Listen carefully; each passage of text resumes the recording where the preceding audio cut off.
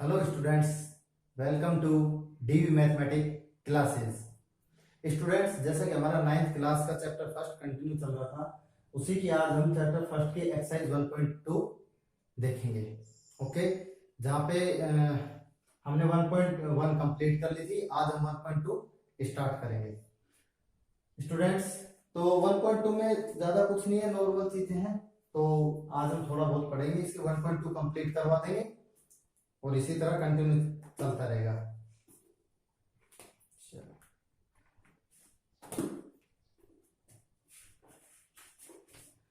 सबसे पहले स्टूडेंट्स, अब तक हमने देखा है कि हमने जो भी स्क्वायर रूट होते हैं, जैसे कि मान लो √4 है, इसका होता है 2। हमने नंबर लाइन रीड करी।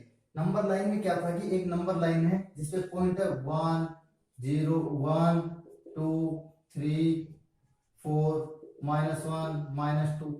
इन नंबर पे हम आसानी से कोई भी पॉइंट पे, अगर हमें नंबर लाइन का कोई पॉइंट निकालना है 2, तो 2 पे हम डायरेक्ट कर देते हैं कि इस पॉइंट पर 2 है। तो उसके बाद लेकिन अब हमारे पास जो नंबर आ रहा है कि √2 यानी √2 को नंबर लाइन पर रिप्रेजेंट करो। कैसे? तो प्रॉब्लम आ जाती है कि √2 को कैसे करें। 2 को कर सकते हैं, 3 को कर सकते हैं। जो सिंपल नंबर, नेचुरल नंबर है, उनको हम इजीली इस पे नंबर लाइन पे रिप्रेजेंट कर सकते हैं। लेकिन जो इरेशनल नंबर होते हैं, इरेशनल नंबर्स होते हैं, उन इरेशनल नंबर्स को हम नंबर लाइन पे कैसे रिप्रेजेंट करें, तो वो आज हम कंप्लीट देखेंगे। देखो, लोकेटेड √2 ऑन नंबर लाइन। √2 को नंबर लाइन पे लोकेट करेंगे। स्टूडेंट्स, ज्यादा कुछ करना ही नहीं है इस टाइप के क्वेश्चन में, कुछ भी एक्स्ट्रा कुछ नहीं करना है आपको। बस सिर्फ एक नंबर लाइन लेंगे। जैसे हम नंबर लाइन लेते हैं, left side negative number, centre 0 and right side positive numbers. Okay, अब हम जानते हैं कि स्टूडेंट यहां से यहां तक की जो डिस्टेंस होती है, यानी कि 0 से 1 तक की जो डिस्टेंस होती है, मान लो कि ये एक नंबर लाइन है, ये 0 ये 1, तो यहां से यहां तक की जो डिस्टेंस होगी वो ये 1 यूनिट। हमें फाइंड करना है √2। तो √2 कैसे फाइंड होगा? तो क्योंकि यहाँ पे देखो √2 की अगर हम अप्रोक्सीमेट वैल्यू देखें तो वो आती है 1.41 ऐसे, इसके समथिंग आती है। √2 की जो अप्रोक्सीमेट वैल्यू होती है वो होती है 1.414 डॉट डॉट डॉट। क्लियर? तो हम क्या देखते हैं कि 1 के बाद आएगा, यानी 1 के बाद 1 और 2 के बीच में होगा √2। इन दोनों जो पॉइंट हैं, यानी कि या तो यहां हो सकता है 1 और 2 के बीच में √2 लोकेटेड होगा। लेकिन हमें एग्जैक्ट नहीं पता, उसके लिए हम क्या करते हैं कि सबसे पहले हम 0 से और 1 तक एक यूनिट होती है, यहाँ पे एक पॉइंट देते हैं, इसको नाम दे देते हैं ए। यहाँ पे जो 1 होता है यहाँ पर पॉइंट देते हैं बी। अब बी पॉइंट पे हमें करना क्या है? बी पॉइंट पे हमें एक 90 डिग्री का एंगल लेना है। 90 डिग्री हम किसी से बना सकते हैं, अपने पास जो डी होता है उससे बना सकते हैं, और डी की हेल्प लेके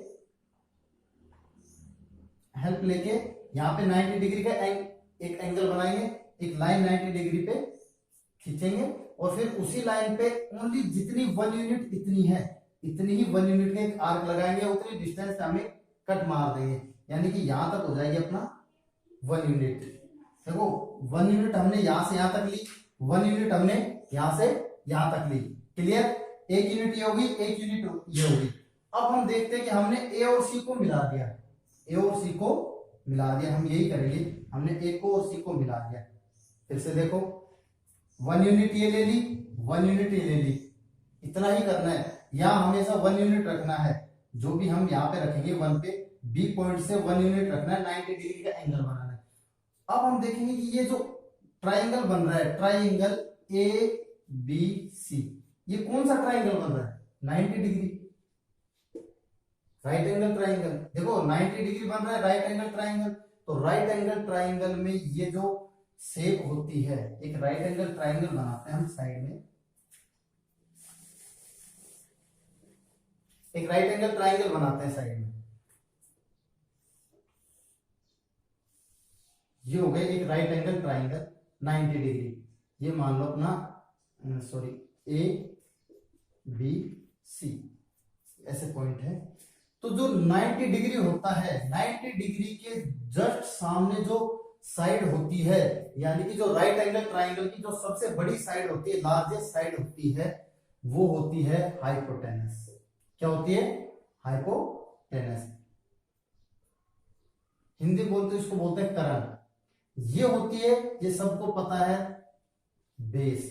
ये होता है परपेंडिकुलर। क्लियर? 90 डिग्री के सामने जो साइड होती है वो होगी अपनी हाइपोटेनस, और जो एंगल यानी कि थीटा बनता है, थीटा के सामने जो भी साइड होगी वो होगी अपनी परपेंडिकुलर, और नीचे होगा बेस।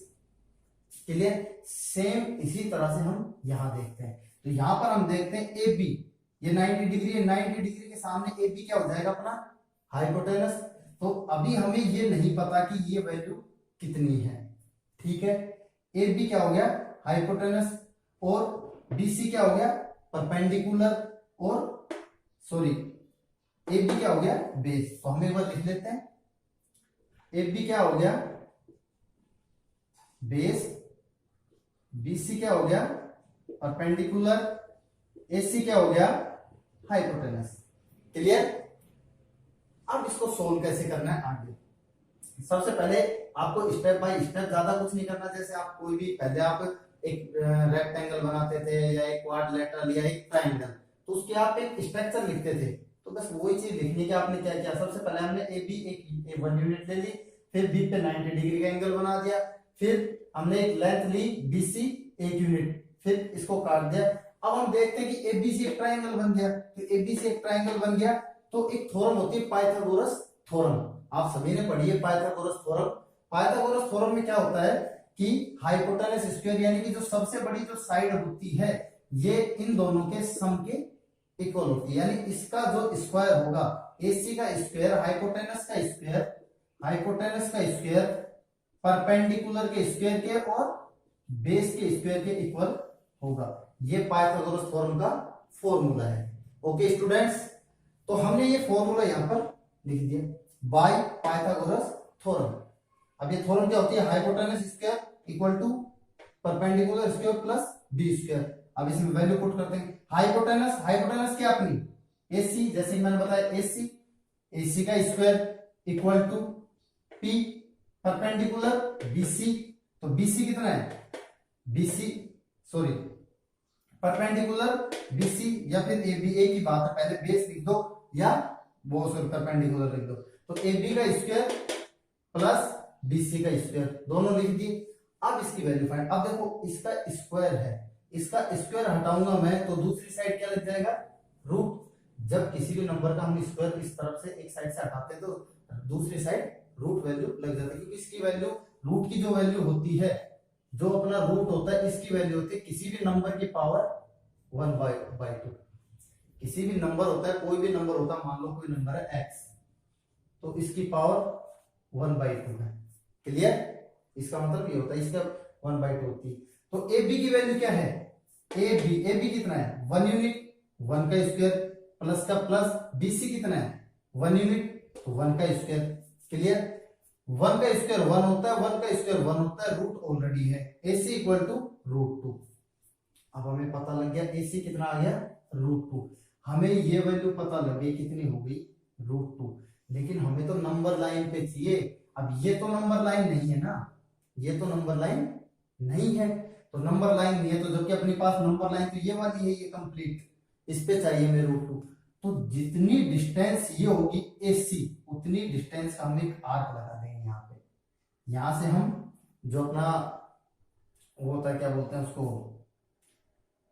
प्रकार होता है, उससे यूज करेंगे उसका, और जितनी डिस्टेंस ये है उतनी डिस्टेंस का यहाँ पे आर्क लगा देंगे। तो ये लगभग आ जाएगा अपना यहाँ पर, और ये वैल्यू ही क्या आ जाएगी अपनी? √2। ये पॉइंट कौन सा आ गया? √2। तो उसके बाद हम लिख देंगे कि नंबर लाइन पे जो ये पॉइंट है, इसे कोई पॉइंट दे देना ए बी सी डी। तो इसे मान लो कोई पॉइंट दे दिया हमने डी, तो हम लिख सकते हैं A D equal to, now on number line, A D equal to √2। AD equal to √2। Clear? समझ में आया स्टूडेंट्स? ज्यादा कुछ नहीं करना है। √2 में हमें सिर्फ पहले 1 यूनिट इधर ले ली, जो हमने किया वो एज इट इज हमें लिख देना है। 1 यूनिट ऐसे ली, इधर ली AB, फिर BC और फिर EC, पाइथागोरस थ्योरम का यूज करके। क्लियर? इतना हो गया? ओके, चलो अब हम question number next right next question करते हैं। √3, ये एग्जांपल नंबर 2 है आपका। चलो नेक्स्ट देखते हैं। इतना हो गया।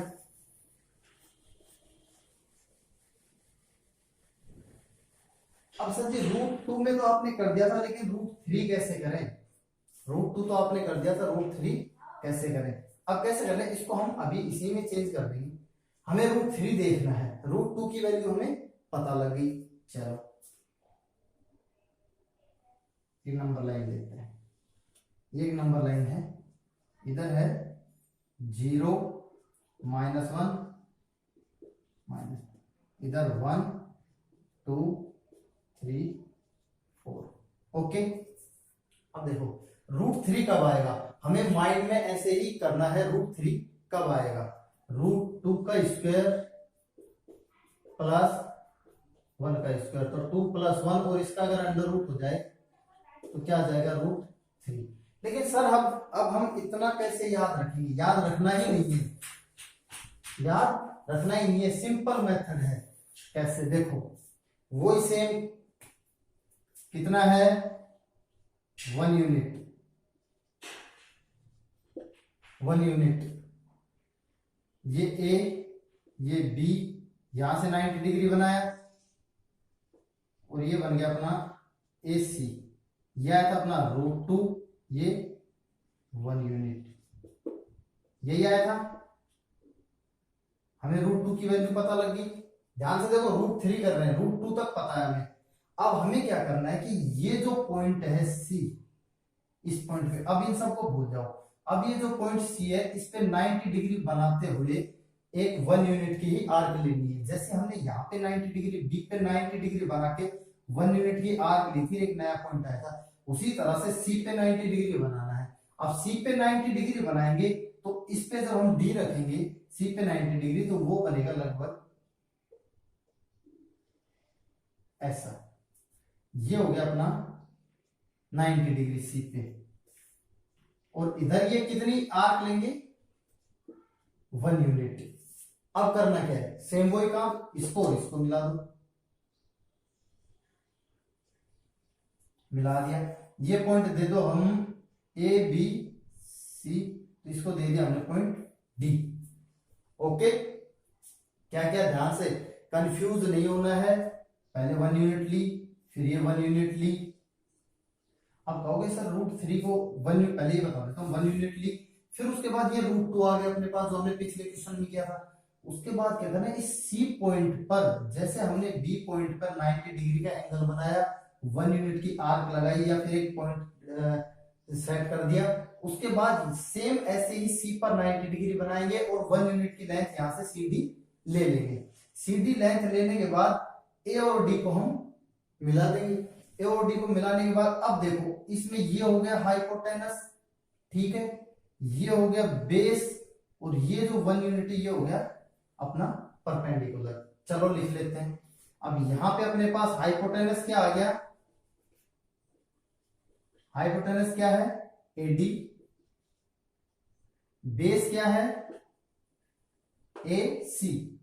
बेस आ गया AC, और परपेंडिकुलर क्या आ गया अपने पास? CD।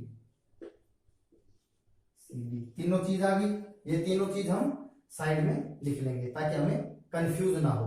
ओके, अब करना क्या है? सेम वही प्रोसेस। ये आपको स्टेप फर्स्ट सेकंड जैसा जैसा आपने किया वैसा वैसा आप लिख दोगे, सेम ऐसे ही। ये आपको खुद करना है, मैं डायरेक्टली बताता हूं आपको बाय पाइथागोरस थ्योरम। चलो ये आप कर दोगे। अब मैं इस क्वेश्चन का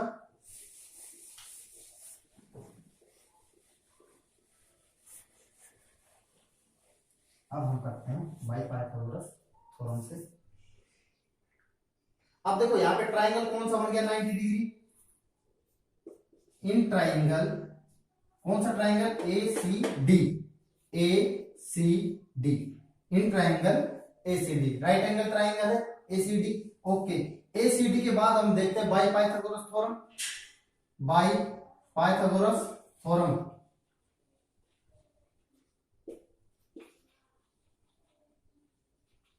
बाई पाइथागोरस थ्योरम, थ्योरम पता है आप सभी को, हाइपोटेनस का स्क्वायर यानी कि एडी का स्क्वायर प्लस एडी का square equal to base, base का स्क्वायर एसी, एसी का स्क्वायर प्लस सीडी का स्क्वायर, सीडी क्या है? परपेंडिकुलर। एडी कितना है? एडी ऐसे की ऐसे है, एडी का स्क्वायर।